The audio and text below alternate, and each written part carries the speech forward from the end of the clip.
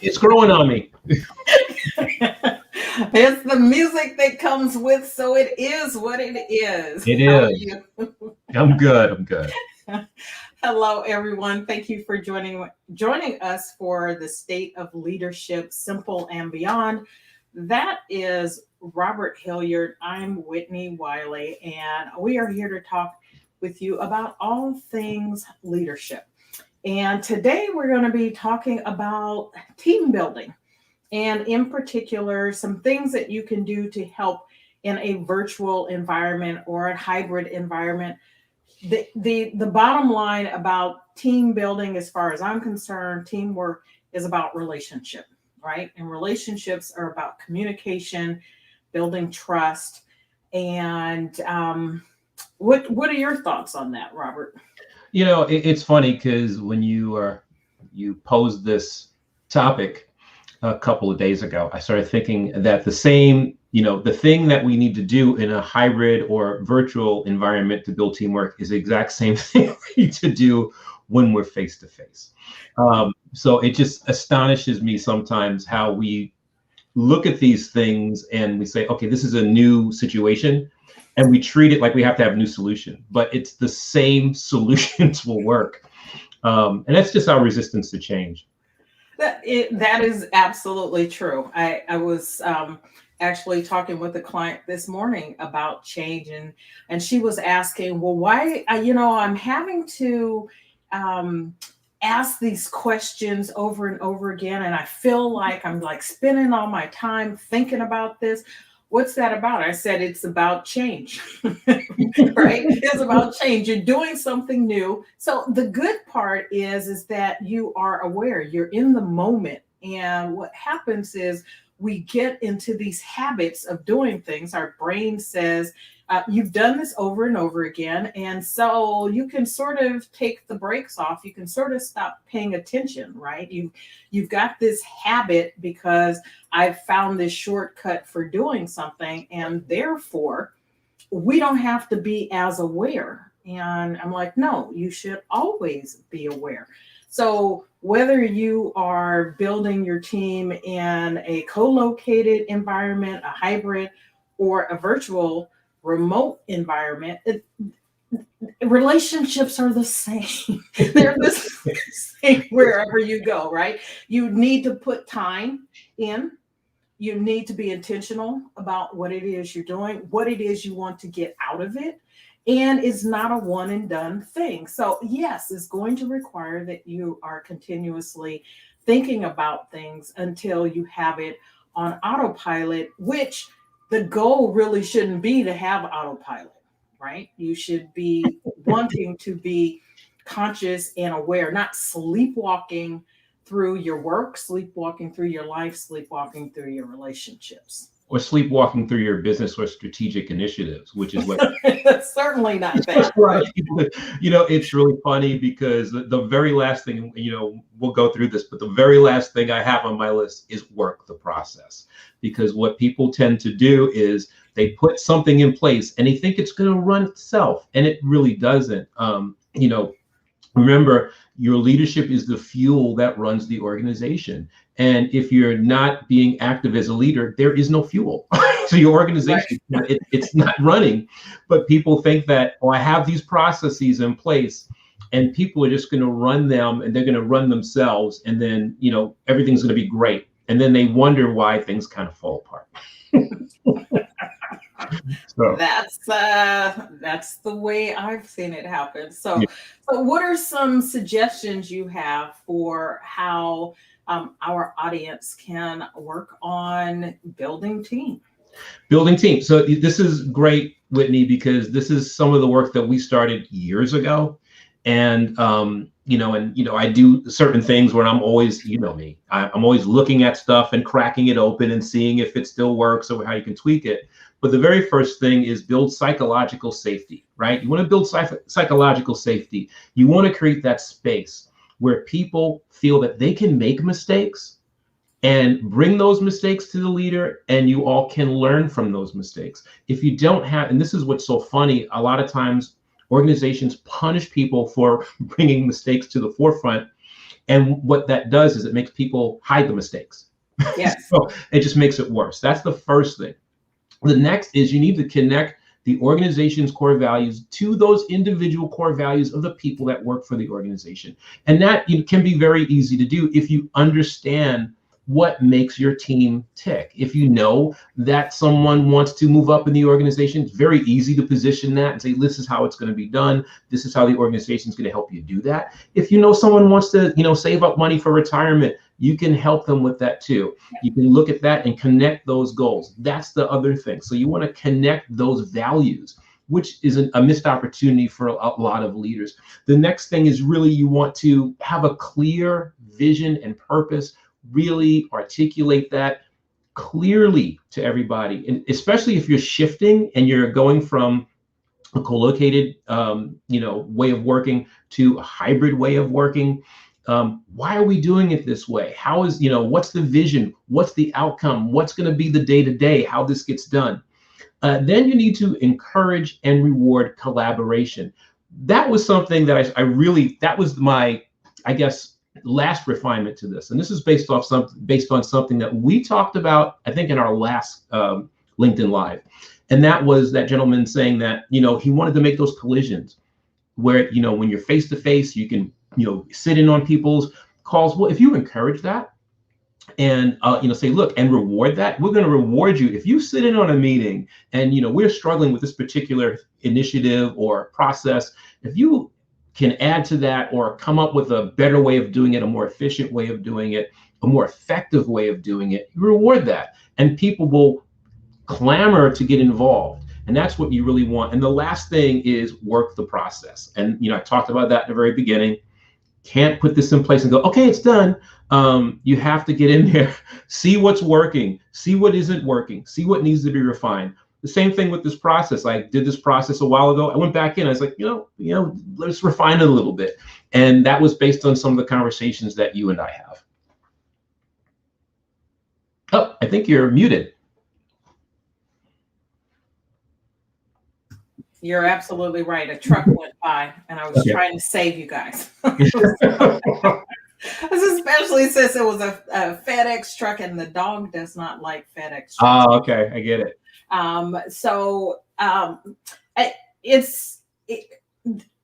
My assessment is that the things that we've been reading and the way we've started having these conversations seem to be all around the challenges, but I think your point is well taken.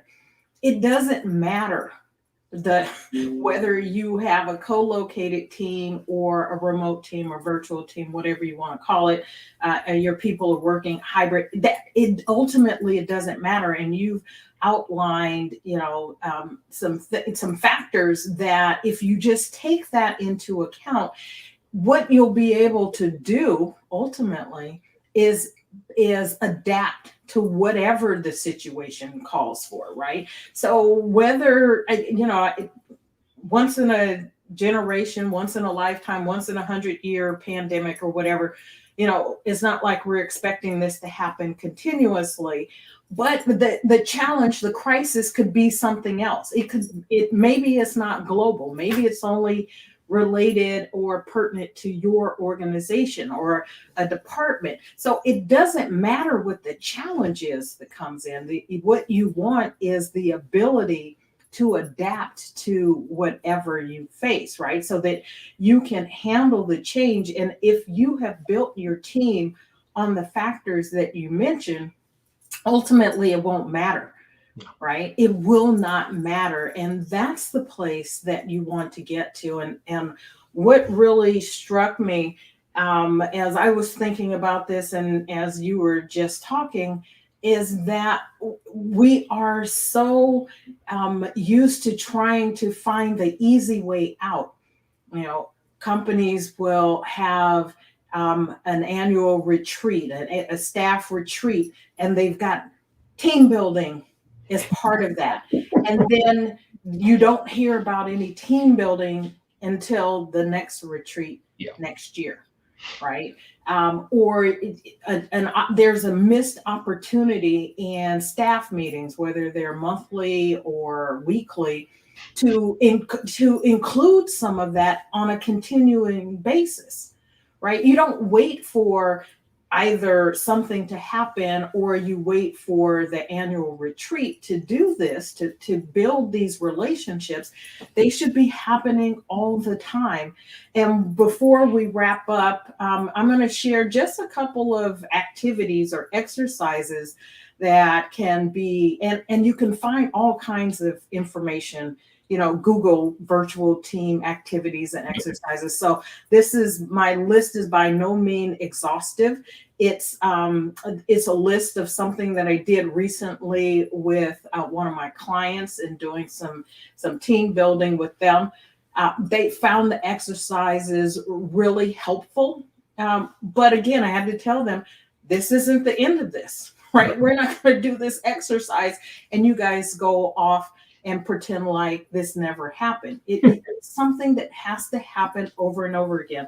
And you talked about permission to make mistakes, right? To have an environment where it's okay to make a mistake, not because you're looking to make mistakes, but you are free to be innovative. And along with that comes the possibility, the likelihood even, that mistakes will be made. And so you don't want to keep innovation or creativity from coming from your employees by creating an environment where that's not possible. Yeah. But what the other thing that came to me when you were talking about that permission is the permission to just connect.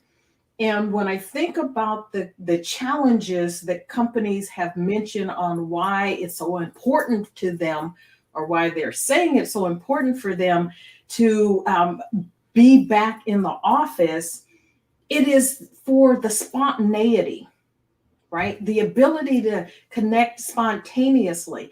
But in reality, you never really gave people the permission to connect spontaneously anyway. And so they took that home with them, because if they felt like they could do that, they wouldn't feel pressured to, under Microsoft Teams or whatever program is keeping track of their time when they're logged in. Mm-hmm. They wouldn't feel the pressure to keep working and not continue building those relationships. If you had created an environment where they were free to do that, they would have continued doing that.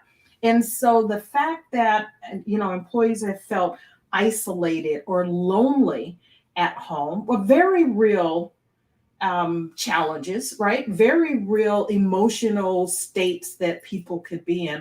But the fact that they felt that, I think, is part of not feeling like they had permission to stay in touch with people, to contact people, unless it was about work. And when we get connected for a conference call or whatever, we're just jumping right in rather than taking the time for the same sort of pleasantries you would have if you were in person. So to the extent possible, create your virtual interactions that mirror the in-person interactions that you would have. And that's something you and I do before, we get together every Sunday morning, and now we're getting together on Thursdays for this. Before we jump in, we are connecting, right? Right. Yeah, and it's really funny. And a couple of things came up. Every time you start talking, I get these ideas in my head. And one of the things that came up is like, if you treated your organization and the people like your marriage, right? Like I love to use that as an analogy, because many times it parallels. If you only buy your significant other a gift on the anniversary, you're probably not going to have a very good, relationship. You need to do the work in between. That's the first right thing. And then the other thing is, people are complaining about, well, we don't have those spontaneous things at work. When they do those things at work, when they're co-located, you discourage them from doing that. You punish them for doing that. It's like, what are you guys doing at the water cooler? So, I find that argument to be, a little disingenuous, because if those things were, many organizations do not allow that. I know that nearly every organization that I worked in, it didn't matter how quickly you got the job done. You were not encouraged to socialize unless you were on break. So, it's one of those weird things, but that's how you build, or after work, right? Yeah. That's how you build that camaraderie. And, if you bake that in, then you're going to have a stronger, organization, I think, when it comes to working virtually or hybrid or even co-located. Absolutely. It's about being intentional about what it is you are creating. And going back to your point about the vision, what is this vision that you have for what you're creating? And then being very intentional about creating allowing the environment to sort of let that bubble up or brew or whatever you want to call it. You're not going to get there just by thinking about it, and you've got to give people permission in the space to do what it is you say you're going to do. And so if you spoke about values, if you are going to say you have one of your values or is about team, what does that look like? It's not enough to just say the words. Mm-hmm. Right? What does that look like? And not just from leadership's perspective, but what does that look like top down, bottom up? What does that look? What have you guys decided that means? And if it means being able to have spontaneous conversations, right? That same spontaneity needs to be allowed in the office, or whether people are at home, every now and then allowing people to just, walk out the office and go have coffee. Or if you're looking for a healthy workplace, that people are having conversations and doing that while they're out walking. Something that I have done with friends is to go walking when we don't live in the same area. Mm-hmm. Right? How difficult is it to get on the phone and we're just walking and talking as if we're together? And I had a girlfriend a few years back. They moved to Arizona, and for months we would get together the same time we did when she was here. We would just get together and do it on the phone and go for a walk and talk. All right. So it's not difficult to address these challenges. You just have to be creative, and you have to want to, and then you've got to give your employees the space and permission to do so. Yeah, I think that's really super important. And you reminded me of something.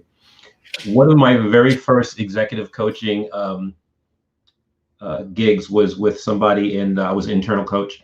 And it was a director I was working with, and they really did not have a space where we could be private. And so she posed the idea that we'd meet at a coffee shop, and the terror that created in my boss, because I said, we're going to go to a coffee shop, and he's like, "Whoa, I got to go to the CEO." And it was amazing that, the fact that you can't do work outside of the building. And meanwhile, there were a lot of people that were in the building that weren't working.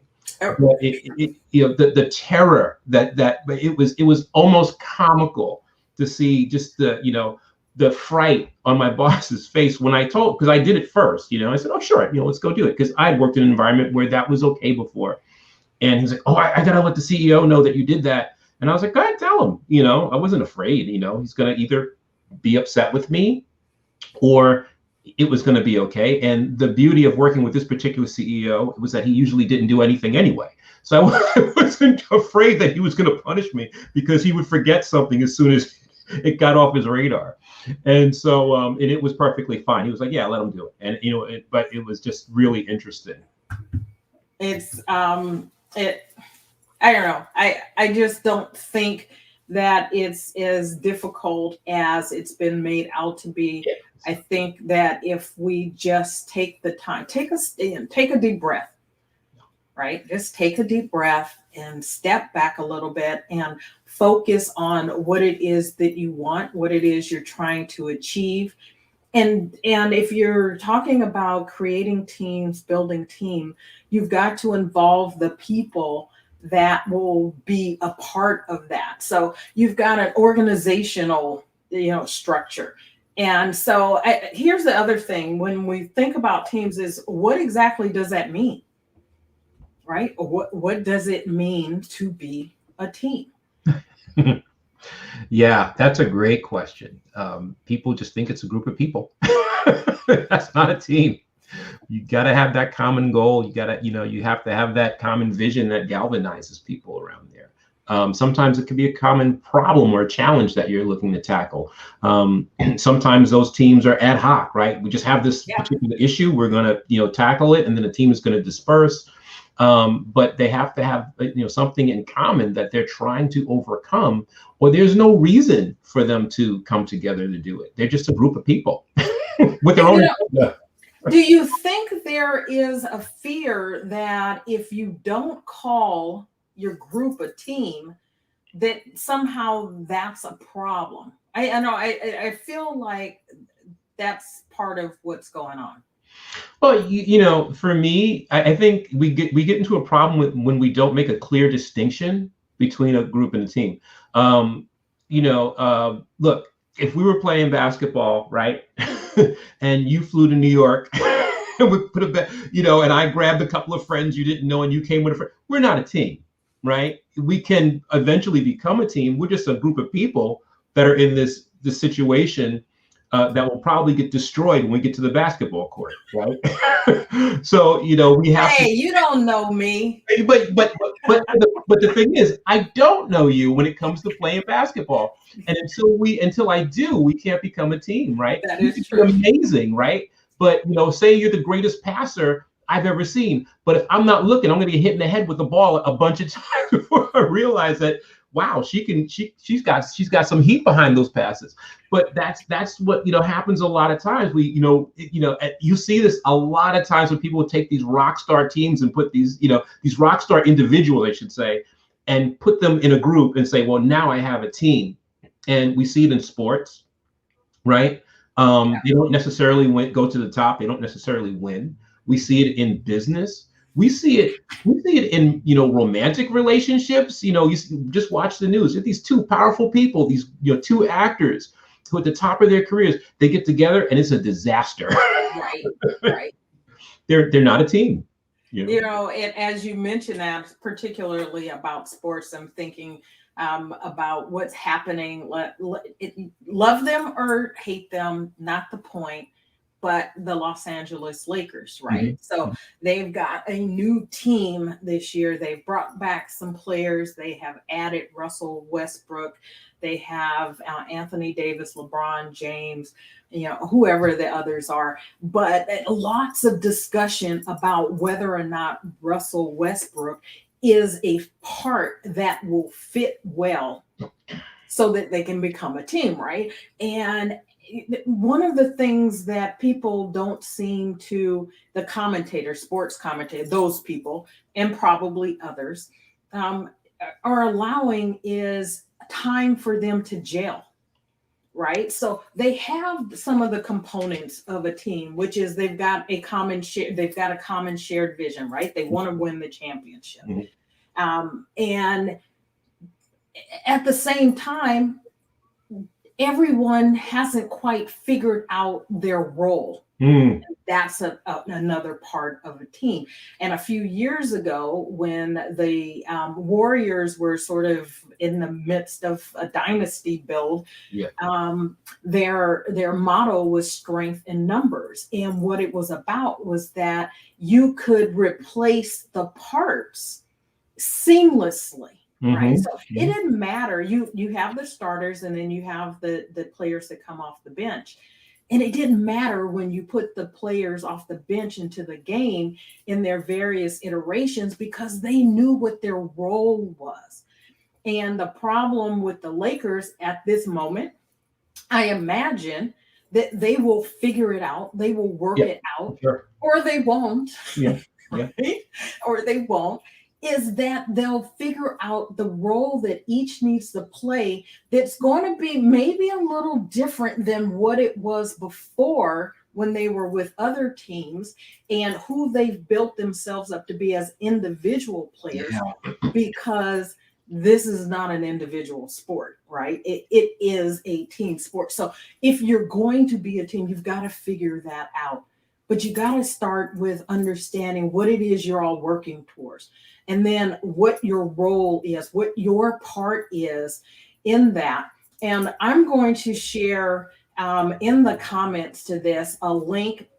Some people probably have seen this clip or clips like it, about geese, right? And the way that geese fly, and why they fly the way they fly, and how it helps the whole flock, right? And it's not about any one particular goose. Almost said any one particular geese, any one particular goose, right? It's not about that. And when the lead goose is tired, it's replaced by another one, right? And they fly in this formation, and it's for the benefit of the entire flock. So I'm going to put a link. There are lots of them out there, but I found one that I used with the training that I did recently that I thought was just a good summation of what's important about a team, and why it's not just a group of people.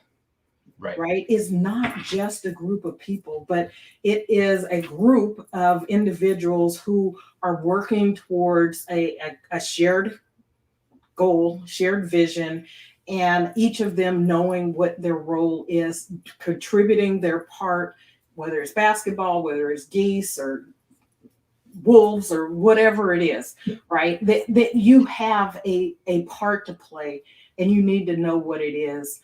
And you need to be in organizations, in these systems that we're talking about, given permission to have the time to make the connections, to build the relationship, to build the trust, and hone your communication in a way that allows you to do that. You know, in the animal world, those things are innate. It's part of their DNA. Yep. We are probably fighting against our DNA as individuals, right? To come together as a collective. And it's okay that that's where you start. Sure. The bottom line is that you understand that, and then become intentional about how to move forward. Absolutely. Yeah. You know, every time you start talking about stuff, I get all these crazy ideas in my head. And, you know, especially in the animal kingdom, you know, we sometimes forget that animals from the same species don't necessarily work together. You know, they do work. You know, sometimes other animals from different species come and work with those animals. I remember everyone lost their minds a couple of years ago when they saw the video of the coyote, I think, and the badger hunting together. And I don't know if you've seen that. I did not see that one. I will show it to you. You know, it's amazing, but you know, we forget that, you know, and you know, we're like, oh, this is a new thing, and then they go back and they realize that Native Americans have, you know, folklore about this for generations. This is something that happens, but we tend to look at everything through our own lens, and like, you know, coyotes only hunt with coyotes, or wolves only hunt with wolves, and badgers only hunt with badgers. But it's that, you know, those collisions that we talk about, those collaborations, the badger benefits and the coyote benefits from it. I think it was a coyote, not a wolf. I'll do my research and figure that out. But you know, they both benefit, so they collaborate together. Yeah. And that's really important. And we sometimes forget that, you know, we have these silos in organizations, you know. God help engineering if they talk to sales, you know, or sales get involved with engineering. But, you know, sometimes they can solve each other's problems more efficiently than those folks that are just in those departments, because they see it from a different lens. Yeah. So I'm going to share a couple of definitions of teams. And if your team isn't this, then you should take some time to think about how to get here.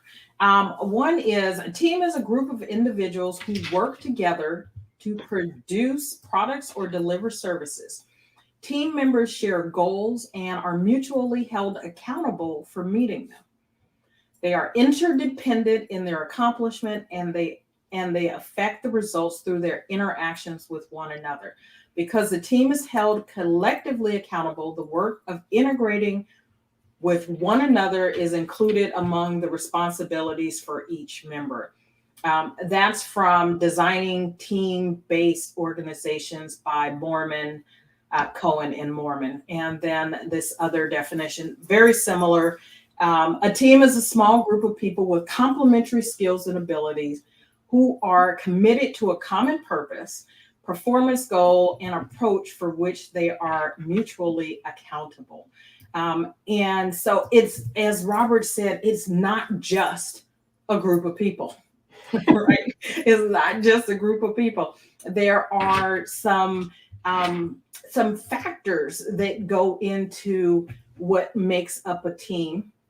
And those factors include this shared goal, being held mutually accountable, being interdependent, interacting with each other, and I said mutually accountable, right? And I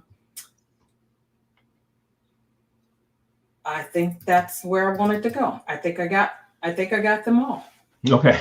I think I got, was that 7? I wasn't counting.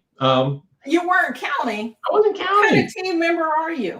Well, one that wasn't accountable. So let me try again. Let me make sure I got all 7. Okay. It's a group that's relatively small, works together, complementary skills, interdependent, common goal, purpose, mutually accountable to the goal. They interact related to getting to the results and are integrated, right? So this notion that Apple is a team, Apple is not a team. No. Apple's an organization. It's a system. It's an organization of lots of people. It's probably comprised of lots of teams, right? And there are probably some units that claim to be a team that aren't quite teams. And the other thing is that if you're not a team, is not the end of the world, right? This is not the end all be all that it has been made out to be. Yes, being a team is very good for those purposes for which being a team is needed, right? The sum of the parts is more than the whole is more than the sum of the parts. Right.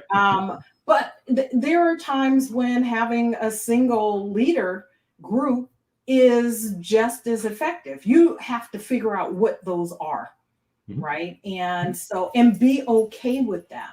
So as you are working towards coming back into the office, just because you want to say, well, we're a team and the teams need to be here and be together, stop and think about what it is you're really trying to accomplish. What is the goal? What is your vision that you're trying to get to?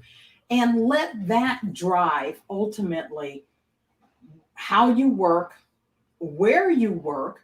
And if there are times when you need to, even if you made a decision that you could be remote workers, maybe there are times when you really need everyone to come in and be together. Absolutely. And let that drive how you do your work. Let that be the future of your work, is based on what it is you're doing. And maybe that's project by project.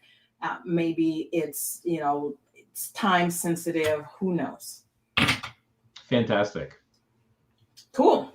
All right. Well, we want to thank you for joining us here for the State of Leadership.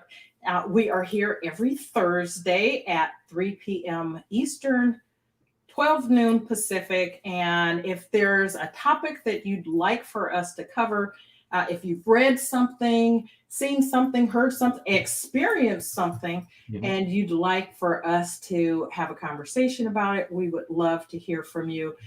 please reach out to either Robert or myself. You can do that here in LinkedIn. And we look forward to being with you again next Thursday. So take care. Bye.